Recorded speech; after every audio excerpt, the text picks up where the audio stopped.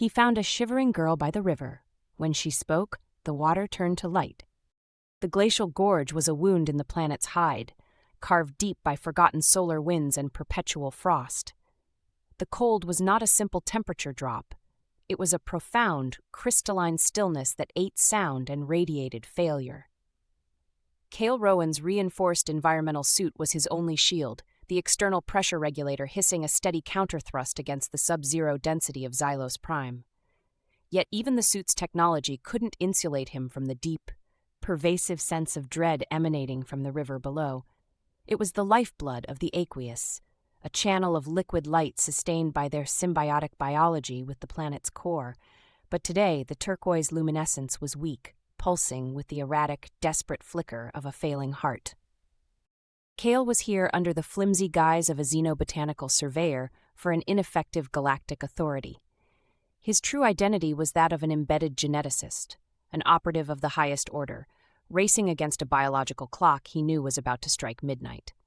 The Aqueous, the isolationist species who claimed this world, were not merely facing genetic drift, they were collapsing systemically. He ran a gloved hand over the hilt of the concealed kinetic blade integrated into his forearm plating, the cool metal a grounding presence. The real threat wasn't the environment, it was the inevitable, violent rejection from a species that viewed all outsiders as biological contamination. His mandate was clear: save them, even against their will.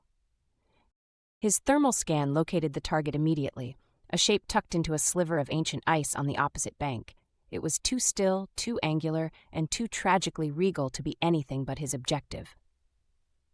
Target located, extreme deep thermal signature, critical biological variants detected, his suit's integrated AI reported, the voice calm against Kael's rapidly spiking pulse. Kael began his descent, the suit's magnetic clamps biting into the frozen rock with the sound of grinding teeth. As he neared the riverbed, the form resolved itself. It was the Consort, Vespier. She was a figure of myth and concentrated power, yet here she was, curled tight, minimally clad in ceremonial armor and leather that was now dusted white with rime. Her skin, usually a deep jewel-toned emerald, was a mottled pale sage. Her brilliant red hair was plastered to her temples, dark with cold or fever. A raw spike of pure, unadulterated hostility slammed into Kael's mind, bypassing his psychic dampeners. It felt like an impact, cold and sharp, paralyzing him for a fraction of a second. Outsider, leave this place, contamination. Sever yourself now. Kael braced himself against the psychic assault, his posture shifting from doctor to defensive operative. This was no polite warning. It was the final, desperate command of a dying queen. "I am not leaving," he stated, his voice calm and modulated within the suit's speaker. He activated the thermal projector on his palm, sending a narrow beam of non-invasive warmth toward her exposed skin. Vespier twitched, her pointed ears flattening against her skull. Her eyes, gold in the center, ringed by black, snapped open, fixing on him with an intensity that cut through the cold and concentrated all her remaining power. Her arms were wrapped tightly around her bare midriff, the position one of desperate self-preservation, despite the violence of her mental projection. When she spoke, the sound was a harsh, rattling whisper that tore at her throat, and the water at her hip flared turquoise violently before the glow dropped back into a sickly thrum. "You trespass, human," she managed, the physical effort obvious and taxing. "The penalty for intrusion is death." Kael ignored the threat, his integrated scanner completing its detailed physiological analysis. She was deep in systemic biological failure, the shivering a sign of cellular entropy, not external cold. "Your core enzyme is destabilizing, and without it, your body cannot process the ambient minerals essential to your life cycle," Kael explained, advancing slowly. "Your river is dying with you. Look at the light, Consort. It is failing." She turned her head, the movement slow and heavy to the flickering, dimming water. The sight broke through her arrogant defenses, replacing them with a momentary raw surge of grief and terror for her species. The water was their collective heart, and it was flatlining. Kael seized the necessary opening, extending a single gloved hand toward her. "I am not contamination, I am the cure. If you do not come with me now, the severing will be permanent for all your people." A long, agonizing moment of intense telepathic scrutiny passed between them. Vespyr's mind drilled into his, searching for any flicker of malice or exploitation. She found only the cold, hard resolve of a professional under immense pressure, coupled with a deep, unsettling current of masculine focus. Vespier shuddered again, the movement rattling the thin bands of metal on her arms. She lifted one arm, her long fingers tipped with dark, sharp talons, trembling with weakness. She touched his glove. The contact was minimal, yet Kael felt a jolt of raw, desperate psychic energy that tasted like fear and ancient power. "Take me," she conceded, the power in her voice utterly gone, replaced by the humiliating surrender to necessity. "But your punishment, when my strength returns, will be absolute." Kael moved with a focused, decisive economy, lifting her rigid, fevered form against his chest. Her body felt surprisingly heavy, packed with dense, powerful muscle, even in its state of collapse. His suit's grappling line fired, pulling them swiftly up the gorge face toward his concealed subsurface research bunker. The proximity of her magnificent, fragile body radiating a powerful, chaotic psychic field ignited a primal, protective intensity in him that he instantly locked down behind layers of professional discipline. Inside the sterile environment of his bunker's medbay, Kael worked efficiently, the protective armor shedding to reveal the lean, conditioned strength of his body. He secured her on a sterile examination bed, the sage green of her skin stark against the white fabric. He began the stabilization process, attaching biosensors and injecting a broad-spectrum, nutrient-rich stabilizer directly into her main circulatory feed. He ran a final, comprehensive spectrographic analysis. As the sequence completed and the results populated across his display, Kael's professional focus was instantly and violently shattered. The scan did not merely confirm the enzyme collapse. It highlighted a repeating sequence of non-native synthetic genetic markers embedded within her DNA's core coding regions. It was a perfectly designed anti-enzyme, engineered to bind with and slowly neutralize the Aqueous's vital digestive compound. The trace element was minuscule, cloaked expertly, but unequivocally alien to her natural genome. He slammed his hand down on the control panel, the sound echoing in the sudden silence of the medbay.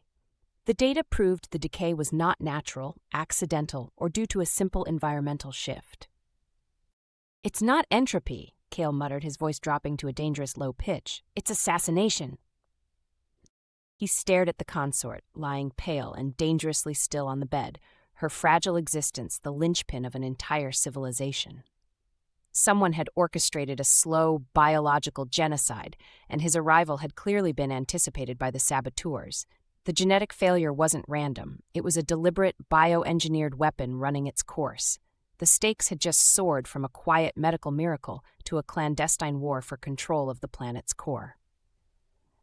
Kael killed the bunker's internal alarms and walked away from the data panel, the image of the synthetic protein trace still burning in his mind.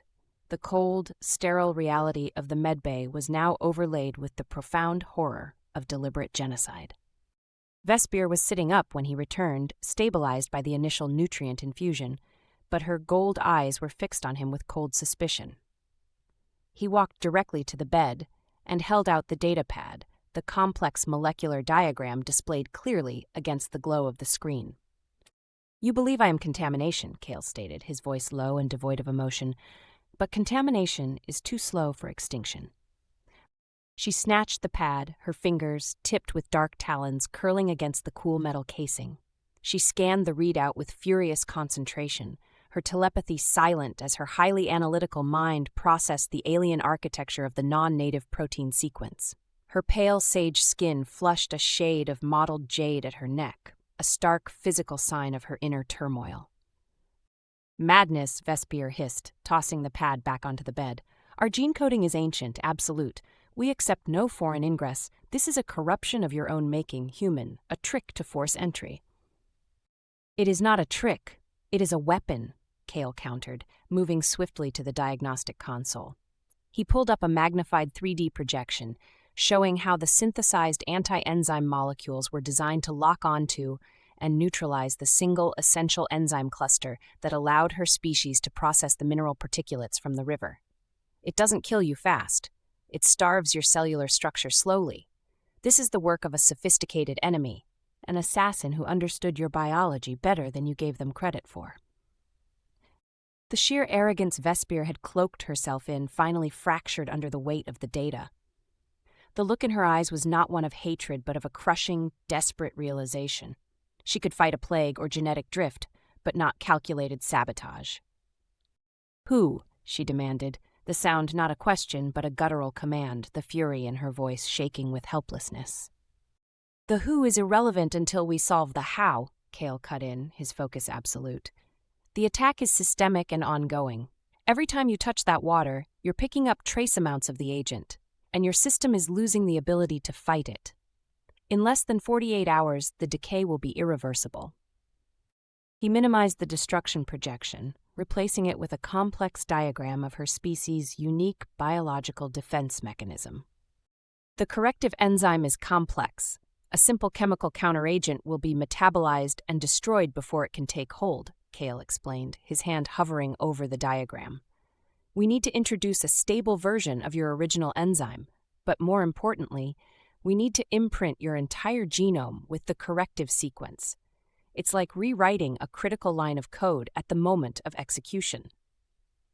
He stepped toward the bed, eliminating the distance between them. The air grew instantly heavy with unspoken tension.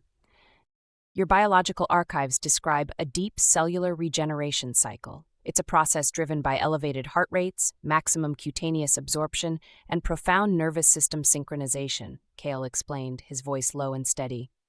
"A cycle achieved only during the most intense forms of physical intimacy. I need to transfer the high-concentration, biologically stable enzyme from my own system directly into yours. My body will be the conduit and the incubator." Vespier's breath hitched, a faint, ragged sound that was instantly suppressed. Her telepathic aura, usually a sharp, piercing presence, dissolved into a turbulent, shocked void. Her eyes scanned his face, the hard line of his jaw, the demanding focus that didn't quite mask the deep, unsettling current of attraction that flared between them. "You propose contamination," she repeated, her voice thin but recovering its steel. "You propose the act of a brute. We would choose extinction over defilement." "I propose survival," Kael countered, planting his hands firmly on either side of her hips, trapping her gaze with his own. His position was purely professional, yet the weight of his proximity was absolute. "The enzyme we must transfer requires a full-spectrum transfer, Consort, repeatedly. We need total saturation, a cellular re-education of your core genetic code, anchored by neurochemical bonding. This requires maximum surface contact and physical synchronicity to the point of exhaustion. A clinical separation will ensure failure." Vespier closed her eyes for a long moment, the effort to regain control visible in the trembling of her jaw. When she opened them, the gold irises were cold, frigid with calculated necessity. "It will be kept secret," Vespier commanded, her voice regaining its low, powerful cadence. "Should any member of the Aqueous discover the nature of this treatment, both our lives will be forfeit. This is purely clinical. There will be no emotional entanglement, no sentiment, no pleasure for either of us." "I accept your terms of clinical detachment and secrecy," Kael confirmed, allowing a slow, cold smile to touch the corner of his mouth. "But I demand my own non-negotiable term for the transfer to succeed. To anchor the sequence, your mind cannot fight the process. You must not merely submit, you must engage." Vespier's knuckles tightened as she clutched the sheet beneath her. "You will focus entirely on the transfer, on the rush of life flowing from me to you, on the shared necessity. If you fight, you close the gates to the enzyme. If you submit, the gene cannot be anchored. We must be synchronized, Consort. Your survival depends on your capacity for absolute focus, even if that focus must be rooted in the intimate physical reality you despise."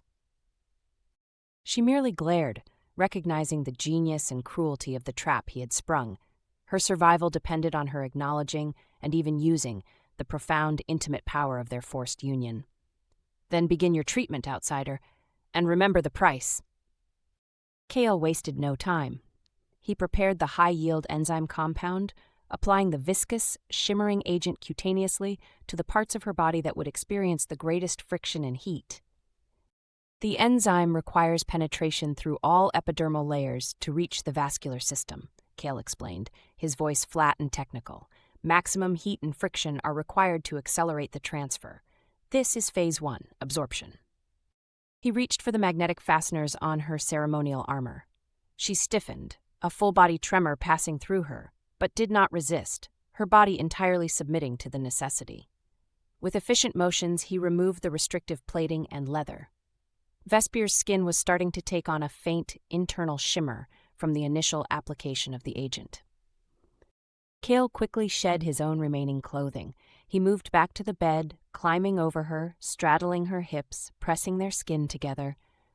The contact was an explosion of sensory overload.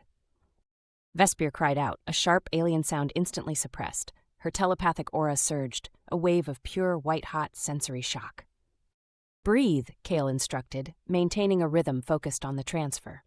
He drove his hips against hers, creating the high-friction environment needed for absorption. Her heart rate spiked to optimal levels. Vespier arched against the pressure, her sharp, dark talons instinctively digging into the taut muscle of Kael's shoulders. The necessity had stripped away all control. "This is contamination," she thought desperately. "This is life," Kael broadcasted back, his mind a fortress of purpose, even as his body betrayed him with consuming pleasure.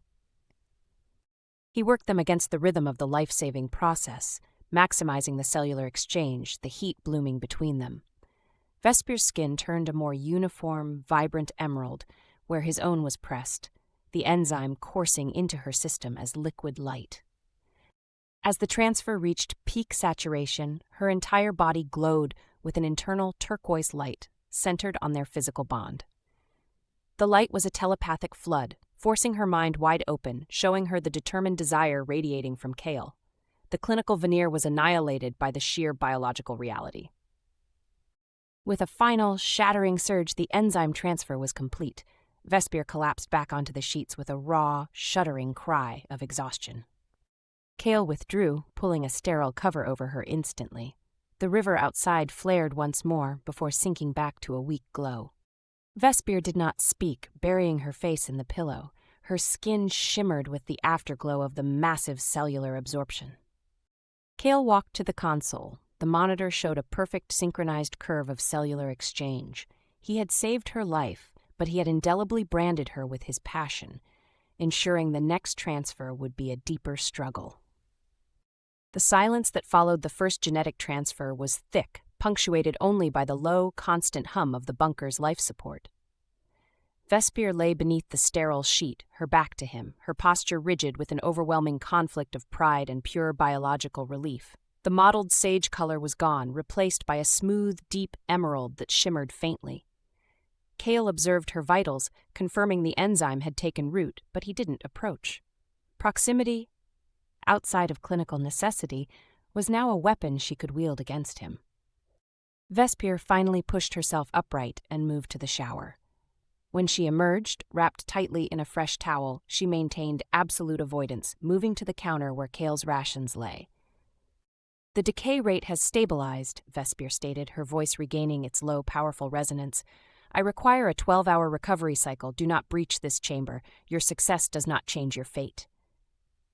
Kael met her gaze steadily, his arms crossed over his chest.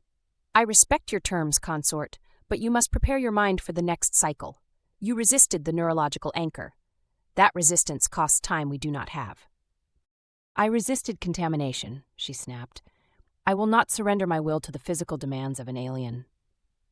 "You will surrender to the demand of survival," Kael countered, his voice dropping to a low, intimate challenge. "The third cycle is critical. You must stop fighting the method and start using it. If you focus on hatred, you introduce chaos into the gene lock." He turned away then, moving to his tactical comms station to begin the covert work of tracing the bioagent, leaving her alone with the shocking, warm truth of his words. 12 hours later, the biosensors screamed for the second transfer. Kael returned to the medbay, finding Vespier standing ready. Her eyes narrowed in fierce resolve. She had discarded the towel, her armor lying neatly stacked on the floor, accepting the required nudity with a dangerous, challenging pride. "The second cycle is a battle," Vespier projected mentally, her telepathy sharp and cold. I will ensure your dominance does not interfere with the scientific necessity. She moved toward the bed, climbing onto it with the deliberate grace of a predator. Phase 2, aggressive absorption, Kael stated, his voice flat and clinical, as he moved to join her. He applied the enzyme base, the agent instantly heating under the friction of his hands as he moved to enclose her body with his own. The second transfer was marked by Vespyr's determined attempt to assert dominance, turning the intimacy into a savage, aggressive battle of wills. She met his rhythmic movements not with submission, but with a fierce, challenging intensity, her powerful core muscles tensing and flexing against his body, trying to control the rhythm and pace. She was attempting to seize the lead, to make the act hers and therefore contaminate it less. You will not command this flow, human, she projected, the thought laced with cold fire, even as her body instinctively molded itself to the pressure of his drive. Kael countered with controlled, deliberate strength, using his weight and precise positioning to enforce the biological synchronicity her genome demanded. He gripped her hips, guiding the transfer, showing her through action that fighting the necessity was futile. Her physical struggle against him was a storm of raw, untamed power, met by the iron-hard efficiency of his focused drive. He used his control to force the rhythm to the peak cellular exchange rate, pushing past her telepathic resistance. The act was a demanding, draining collision, driven by necessity, but permeated by a consuming unspoken power dynamic. Her hands, which started as anchors, soon became desperate tools, gripping his shoulders tighter, not to pull away, but to absorb the energy he was relentlessly driving into her system. The battle of wills exhausted her more than the decay had. When it ended, they collapsed together, bodies slick with sweat and shimmering enzyme residue. Vespier remained pinned beneath him for a long, shuddering minute, her fierce pride temporarily broken by the physical reality of the transfer. Do not mistake necessity for victory, she rasped, her telepathy too weak for a projection, her gold eyes flashing with lingering defiance. I mistake nothing, Kael countered, drawing a deep, ragged breath. He slowly withdrew, his gaze unwavering. The anchor is deeper, Vespier, but we wasted energy on conflict. The third cycle requires absolute focus. Your mind must accept the transfer as life, not contamination. Kael spent the next 12 hours covertly accessing off-world data archives using his satellite link, running on an encrypted, low-power frequency. He finally confirmed his fears. The bioagent signature belonged to a Class 7 bioweapon specialized for resource acquisition, utilized almost exclusively by the Obsidian Syndicate. The Syndicate wasn't interested in ruling the Aqueous. They were interested in mining the unique energy generated by the planet's core node, to which the Aqueous were biologically linked. The knowledge gave Kael a sick feeling of clarity. He wasn't just fixing a species. He was protecting a massive energy asset from a ruthless galactic cartel. When the time came for the third transfer, the air in the medbay was thick with unspoken tension, the knowledge of the Syndicate's involvement hanging between them like a shroud. Vespier was waiting, her initial arrogance now replaced by a solemn, focused intent. The Syndicate, she stated, her voice low and tight without preamble. They seek the core node. They seek to overload it, not unlock it, Kael confirmed, moving to the bed. They'll eliminate the life form protecting the asset, then drop a catastrophic destabilizer to force the core's output into an unprotected surge. Then the third transfer is not just life, it is armament, Vespier stated, her eyes burning with terrifying clarity. She was no longer fighting him, but joining him. She discarded the thin sheet herself, her movements precise, focused entirely on the necessity. This cycle was the turning point. Vespier stopped fighting the pleasure and began to command it. She used her amplified intellect and intense telepathic focus to analyze the sensations, steering their movements for maximum biological efficiency. Her hands settled on Kael's back, no longer clawing for purchase, but guiding, demanding, and accepting the influx of enzyme. Kael felt the change instantly. The resistance was gone, replaced by a profound, consuming absorption. Vespyr's mind opened to him, not in a chaotic blast, but in a controlled, terrifyingly intimate channel. He felt the vast weight of her duty, the crushing loneliness of absolute leadership, and the shock of finding shared purpose. She didn't speak of trust, but the act itself was the ultimate display of reliance. He drove his body into the rhythm she established, no longer acting with controlled professionalism but with raw, powerful devotion to the singular goal. He pushed his strength and life force into her system, showing her through action that his command was rooted not just in duty, but in a visceral, consuming possessiveness for her life, for her species. The glow they generated together was brilliant, pulsing with unified power, fueling a profound, unified exhaustion. The biological necessity had irrevocably deepened into something personal. As the third transfer peaked, Kael heard a faint, high-frequency ping in his internal comms. It wasn't the Syndicate, it was his long-range satellite. The ping was an alert, indicating that his previous encrypted search had been located and neutralized. He froze, his muscles locking tight. Vespyr's telepathy snapped from intimacy to alert instantly. "What is it?" "They found me," Kael managed, his voice rough with realization, his head falling forward onto her shoulder. "They neutralized my comms array. They know where we are. They are accelerating their schedule." His tactical monitor flashed a single terrifying alert. High-velocity intrusion detected. A sleek, black dropship was punching through the atmosphere, too fast for orbital defense, bearing directly for his coordinates. The realization hit Vespier with the force of an actual explosion.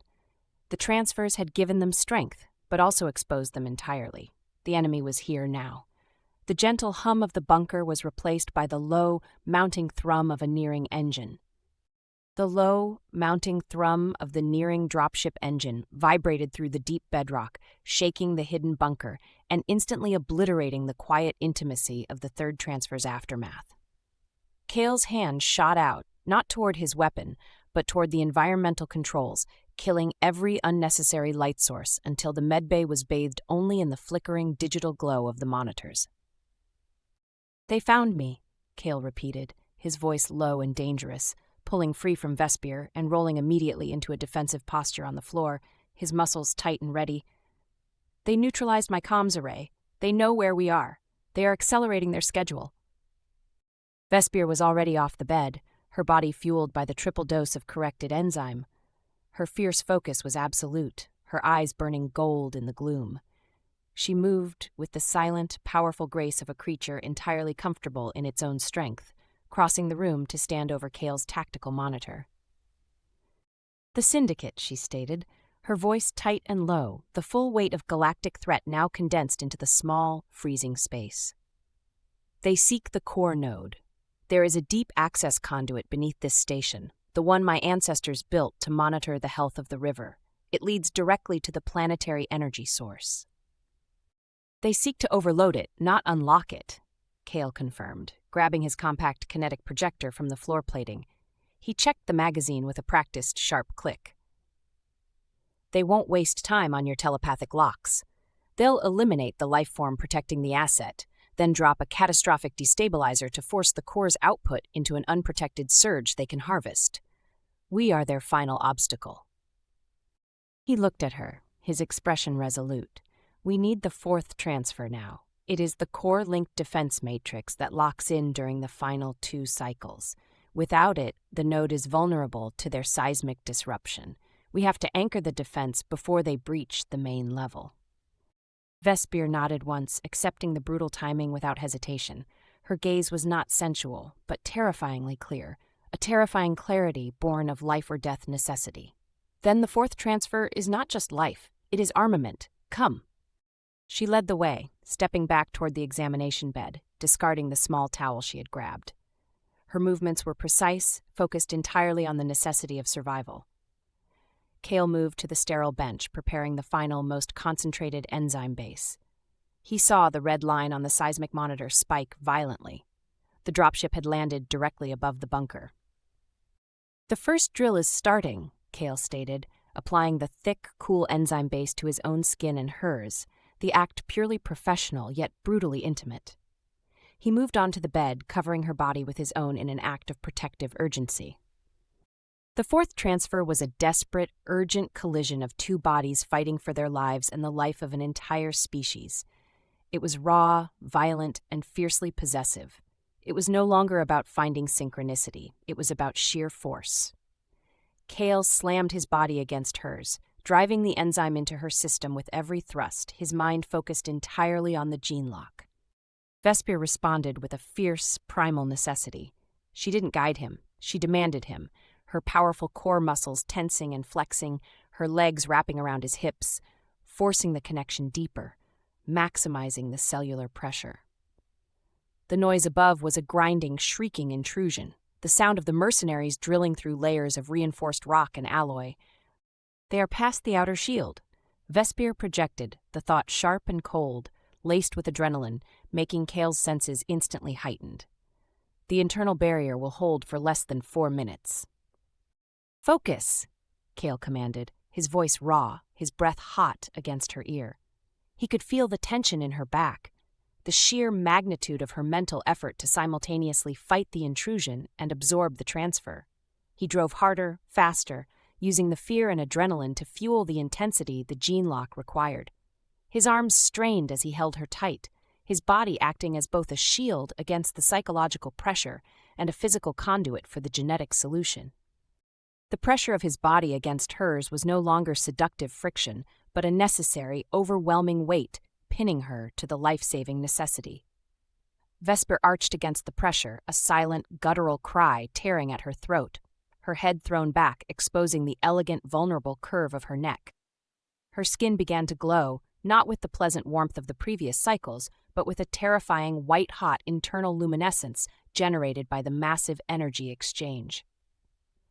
"The enzyme burns," she projected, the intensity of the chemical reaction nearly overwhelming her consciousness.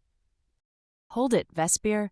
Hold the anchor," Kael demanded, forcing his own exhaustion aside, channeling every reserve of his human strength into the rhythm of the transfer.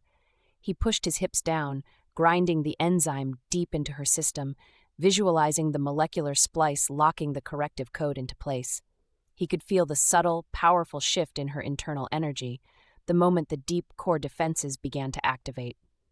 The structural alarms of the bunker began to scream, red tactical lights flashing rapidly, plunging the medbay into a strobe of crimson light. The drilling above stopped, replaced by the heavy metallic thud of explosive charges being set against the inner corridor door. "Final defense breach in 60 seconds, the AI shrieked. The sheer desperation fueled the final seconds of the transfer. Kael lowered his head, his mouth seeking hers in a fierce, urgent claim, the kiss a necessary act of control and neurological bonding, forcing their consciousnesses to merge completely for the critical spike. Vespyr returned the demand with a raw, desperate ferocity, her telepathy pouring into him, no longer focused on anger or pride, but on pure, shared will. The enzyme transfer hit peak saturation, a catastrophic, explosive surge of energy. Vespyr's entire being detonated with power. Kael felt the gene lock click into place deep within her cellular structure, confirming the activation of the Aqueous' core-linked defense matrix. At that exact split second, the explosive charges detonated. The inner corridor door buckled with a roar, showering the medbay with smoke and debris. The figures in black armor poured through the shattered doorway, led by a tall, cold, commanding mercenary. Silas Carr surveyed the room, his eyes instantly locking onto the two figures on the examination bed, the glowing green alien consort and the human who was intimately joined with her. "Well, well," Silas Carr's voice crackled over his helmet speakers, laced with cruel amusement. He raised his plasma rifle, the muzzle stabilizing on Vespyr's head. "Looks like we interrupted a vital, if primitive, biological function." Kael immediately twisted, shielding Vespyr's body with his own, his arm reaching instinctively for his sidearm. But the plasma rifle was already charging its deadly burst. Kael instinctively twisted his body, rolling toward the intrusion and shielding Vespyr's exposed form with his own, his arm reaching for the kinetic projector. The movement was born of pure, protective reflex. But the plasma rifle in Silas Carr's hands was already stabilizing its deadly burst, the muzzle aimed directly over Kael's shoulder at the glowing emerald skin of the consort. "Well, well," Silas Carr's voice crackled over his helmet speakers, laced with cruel amusement that cut through the smoke and ringing alarms. He took a predatory step into the room, his two shock troopers flanking the shattered doorway. "Looks like we interrupted a vital, if primitive, biological function. Too bad. You're 5 minutes too late to anchor your little life support consort. Time to accelerate the final decay. As Silas Carr squeezed the trigger, a raw, terrifying power erupted from Vespier. It wasn't a focused thought or a controlled shield. It was an uncontrolled concussive wave of pure psychic force generated by the defensive matrix that had just been spliced into her cellular memory. The energy, fueled by the massive surge of the fourth transfer in Kael's proximity, was released as a blinding turquoise flare that engulfed the medbay. Silas Carr's movement stuttered mid-action. The blast didn't vaporize him, it hit him with the physical force of a planetary gravity surge. His reinforced black armor crumpled instantly, the material groaning under the unseen pressure, and he was slammed backward against the corridor wall. The plasma rifle flew from his grasp, discharging uselessly into the ceiling. His shock troopers, caught in the sudden volatile psychic field, staggered, their movements jerky and uncontrolled, their training overridden by sensory collapse. Kael scrambled free, snatching his kinetic projector. The blast had not harmed him. He had felt the energy surge through him, amplified by his body's function as the catalyst. Vespyr, radiating residual power, was pushing herself into a crouch, her eyes blazing gold, fixed on the crumpled figure of the mercenary leader. "The core," Vespier commanded, her voice a deep, resonant chord that seemed to vibrate with the hum of the planet itself. "The matrix is active, but the anchor is fragile. They must not reach the node." Kael didn't argue. He knew that the defense mechanism, newly activated, was unstable. It needed the absolute permanence of the final transfer to hold. He moved to the inner shielded hatch, the access point to the planetary core node, which was groaning under the seismic force being exerted by the Syndicate's retreating dropship. "The final fusion must happen now," Kael stated, his voice tight with desperation and focused demand. "It's the ultimate anchor, Vespier. It locks your defense and secures the core permanently." He turned back to her, throwing the kinetic projector onto the bed. There was no time for clothing, no time for professional distance, only the immediate, brutal need for union. He grabbed her arm and pulled her toward him, enclosing her in a fierce, demanding embrace. "This is not survival, Kael," Vespier whispered, her eyes meeting his. She was no longer proud or ashamed, she was terrifyingly resolute. "This is commitment." The fifth transfer was the final act of absolute necessity. A complete, overwhelming biological and neurological merge. Kael took her down onto the sterile padding beneath the bed, driving his body into hers with a demanding, urgent strength that transcended need and became a fundamental, physical reality. It was no longer an exchange of enzymes, it was a furious, consuming fusion of consciousness and will. Vespier met his demand with an equal, terrifying ferocity, her hands locked in his hair, pulling him down, forcing the connection deeper. She opened her mind completely, not just showing him the pain and duty, but showing him the mechanism, the massive, intricate power structure of the planetary core node, now visible in his shared consciousness. "Help me weave the lock," she demanded, her mental voice a deafening roar in his skull. "Your sequence is the key. You are the final layer of contamination." Kael poured his will into the psychic blueprint, his entire nervous system alight with the overwhelming power of the transfer. He focused on the unique genetic code he had introduced, feeling the splice solidify, becoming the final, intricate layer of protection over the core node. The pleasure was secondary now. It was the sheer force of shared sentience, the crushing magnitude of two wills merging to complete a single, monumental task of planetary defense. Vespier's body seized, radiating blinding, pure turquoise light as the final absolute anchor clicked into place. She was no longer just the consort.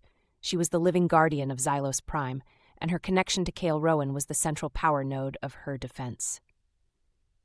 A final, telepathic wave of crushing force erupted from her, crippling the remaining Syndicate mercenaries and wiping the recent painful memory of the sabotage from their minds, leaving them paralyzed and confused. Silas Carr lay broken against the wall, his mission permanently aborted. In the profound, ringing silence that followed, Kael and Vespier lay together, exhausted, their breathing ragged and uneven.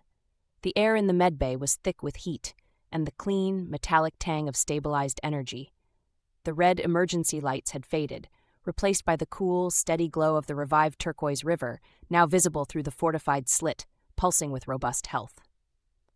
Kael slowly withdrew, his muscles trembling from the catastrophic exertion of the final fusion. Vespier watched him, her gold eyes deep and clear, the last vestiges of shame and defiance gone, replaced by a devastating raw acceptance. He was the first to speak, his voice hoarse. "It is finished. The core is sealed. The anchor is permanent." Vespier pushed herself into a sitting position, her green skin flawless, shimmering with residual power. She lifted her hand, her long fingers touching the healed wound on his shoulder where her talons had dug in during the second transfer. "You fulfilled your oath, Kael Rowan," she stated, her voice soft but carrying the weight of command. "You acted with absolute necessity. The debt of life to my species is repaid." She looked at him with an intensity that burned through the air, her mind sending him a powerful, unmistakable surge of intimacy and possessive knowledge. "You are free to leave, geneticist. Your life is no longer forfeit." She paused, allowing the weight of her words to settle before detailing the ultimate truth of their union. "But you must understand this. The enzyme you transferred was not just a cure. The genetic gift has created an interdependent strain. The neurological sync required for the final anchor has woven your human code into the very core of my defense matrix. Your sequence is now the final, deepest layer of security for Xylos Prime." She leaned closer, her breath warm against his skin, her body radiating an intoxicating, potent heat. "We are biologically connected. I carry your stability and you carry my awareness. You are no longer merely human, and I can no longer be merely consort." Her hand moved from his shoulder to rest against his heart, the contact sending a profound, undeniable tremor of shared sentience through his body. She didn't ask him to stay. She simply showed him, through the intimate truth of their permanent link, the future that was now anchored to his existence. "You are free to leave, Kael," she repeated, her voice a low, seductive challenge. "But the core of my mind, the survival of my species, and the full power of this shared, beautiful necessity are now irrevocably linked to yours. This is not a choice, my outsider. This is the reality we have built."